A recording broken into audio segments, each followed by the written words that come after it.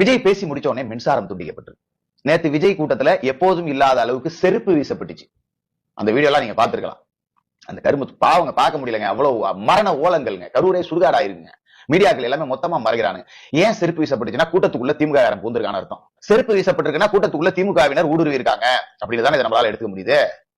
அதே மாதிரி விஜய் பேசி முடிச்ச உடனே மின்சாரம் துண்டிக்கப்பட்டது.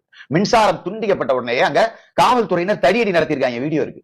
ஏன் தடியடி நடத்த வேண்டிய தேவை என்ன? விஜய் பேசி முடிச்சிட்டார், அவன் கலைஞ்சு வீட்டுக்கு போறான்.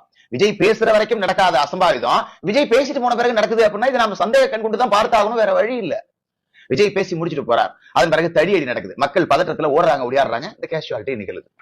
அப்ப ப்ரீ பிளான்டா இது செய்யப்பட்டுச்சா அப்படிங்கிற சந்தேகம் இங்க நமக்கு இருக்கு. ஏன்னா செந்தில் பாலாஜி இது மாதிரி எல்லாம் செய்யக்கூடிய நபர் அப்படிங்கறத நாம கரூர் சிவராஜ் மீதான கொலைவெறி தாக்குதல்ல இருந்தே தெரிஞ்சுக்கலாம். நடக்குது வேலுசாமிபுரம் ஒரு குறுகிய சந்து. செந்தில் பாலாஜி 2 நாளைக்கு முன்னாடி பேசினாரு பாத்தீங்களா? பேசினாரு, என்ன அவெல்லாம் பேசினானே சொல்லலாங்க. முட்டு சந்தில கூட்டம் நடத்திட்டு நீங்க என்ன சீன் போடுறீங்க அப்படின்னு. அப்ப முட்டு சந்தில எதுக்காப்பா நீங்க பர்மிஷன் கொடுக்குறீங்க?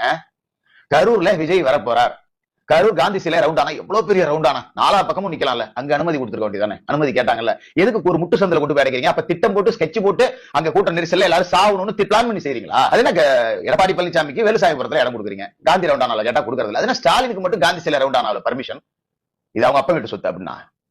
தமிழ்நாடு ஸ்டாலின் அவங்க அப்பா வீட்டு சொத்து, முத்துவேல் கருணாநிதி சம்பாரிச்சு கொண்டு வந்து மக்களுக்கு எழுதி வச்ச சொத்து அப்படின்னு அவங்க சௌரியத்துக்கு கொடுக்குறீங்களா?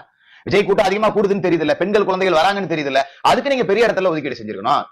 அப்ப முட்டு சந்துன்னு செந்தில் பாலாஜியால விமர்சிக்கணும் அப்படிங்கிறதுக்காக குறிப்பிட்டு முட்டு சந்துக்குள்ள பர்மிஷன் கொடுத்து 10 பேரை கொல்லணுங்கிறதுக்காகவே ப்ரீ பிளான்டா ஸ்கெட்ச் போட்டு கொடுத்தீங்களா அப்படிங்கிற சந்தேகம் இங்க வருதா இல்லையா? லட்சம் பேரை நீங்க ப்ரீ பிளான்டா அசம்பிள் பண்ணி நசுக்கி கொலை செய்ய முயற்சி செய்றீங்க அப்படின்னு தானே இது எடுத்துக்க முடியுது. அப்படிதான் இதை பார்க்க முடியும், வேற வழி இல்ல. எப்படியாவது விஜயோட கூட்டத்துல ஒரு கேஷுவாலிட்டி ஆகாதா? விஜய்க்கு கூடுற கூட்டம் அதிகமா இருக்கு, இதை ஒரு மக்கள் கிட்ட விஜய் மேல ஒரு வெறுப்பை உண்டு பண்ணணும் அப்படிங்கிற ப்ரீ பிளானா தான் இதை நம்மளால பார்க்க முடியுது. அப்படி என்னங்க அரசியல் வெறி? இந்த